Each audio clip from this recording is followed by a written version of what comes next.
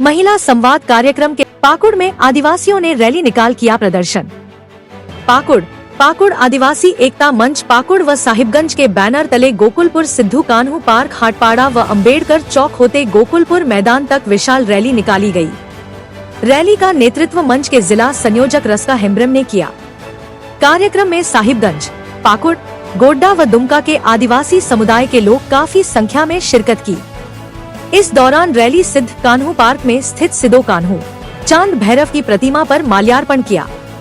गोकुलपुर बाजार समिति सभास्थल में कार्यक्रम शुभारंभ करने से पहले संविधान की प्रस्तावना को पढ़ा गया एवं उपस्थित लोगों को शपथ दिलाई गई।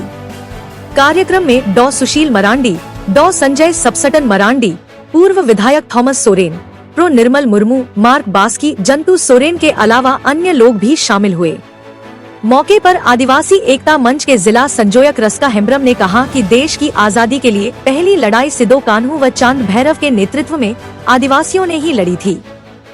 1855 में अंग्रेजों के खिलाफ आदिवासियों की हंकार व एकता देखकर अंग्रेज को भगाया था। देश की आजादी में सिद्धू कान्हू जैसे कई क्रांतिकारी शहीद हो गए। उन्होंने कहा कि केंद्र सरकार सरना कोड लागू, डीलिस्टिंग जैसे मुद्दे पर आदिवासियों को नहीं भटकाएं। भारत में सभी लोग अपने अपने धर्म को स्वतंत्र रूप से मान सकते हैं, धर्म की राजनीति नहीं करें। डॉक्टर सुशील मरांडी ने कहा कि आरक्षण के साथ छेड़छाड़ नहीं करें। मौके पर उन्होंने कहा कि केंद्र सरकार राजनीतिक से प्रेरित होकर धर्म की राजनीति कर आपस में लड़ाने का काम कर रही है। आदिवासियों को लड़ाना बंद कर शीघ्र सरना कोड लागू किया जाए।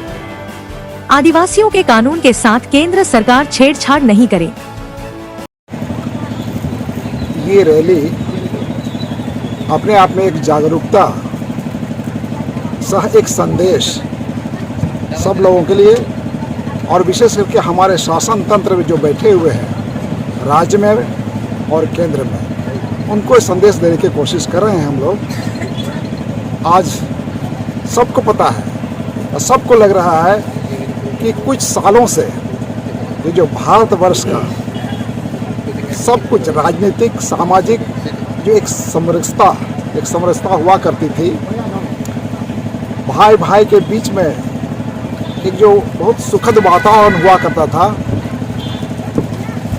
विभिन्न जातियों, धर्म और सब तरह के लोग इस प्रजातंत्र में, एक भारतवर्ष में एक फूल के गुच्छा की तरह रहा करते थे। लेकिन कुछ दिनों से ऐसा लग रहा है ये वातावरण दूषित हो गया है और कुछ लोग लगे हुए हैं दूषित करने में। ये जो समरसता है इसको खत्म करने की कोशिश की है। हमारा जो प्रजातंत्र है भारतवर्ष, ये संविधान से चलता है, लेकिन हमारे राजतंत्र में बैठे हुए कुछ ऐसे लोग हैं जो इस संविधान को बदलने की कोशिश में है और ये प्रक्रिया शुरू हो गई है। और न सिर्फ संविधान को बदलने की बात हो रही है, बल्कि यहाँ की जो संसाधन है, जल, जंगल, जमीन, जो आज के दिन में आदिवासियों के बीच में ही बची हुई है और आज के दिन में किसी दूसरे के पास जमीन नहीं है। और आदिवासियों के पास जो जल, जंगल और जमीन है, जो संसाधन है, इसकी लूट राजनीतिक तौर पर कैसे कॉरपोरेट के द्वारा हो, इसकी कोशिश हो रही है। हम जो आदिवासी हैं, जो जल, जंगल, जमीन से हमारा जुड़ाव है और हम जानते हैं कि इनसे छूटना कितना कष्टदायक लगता है। और सिर्फ हमारी ही बात नहीं है, आज के दिन में ये जो एनवायरनमेंट है ये उस जगह पहुंच गया है, जैसे हमारा सबसे बड़ा शहर दिल्ली, बॉम्बे, वहाँ सांस लेने में भी तकलीफ हो रही है। हमारी चिंता उस ओर भी है।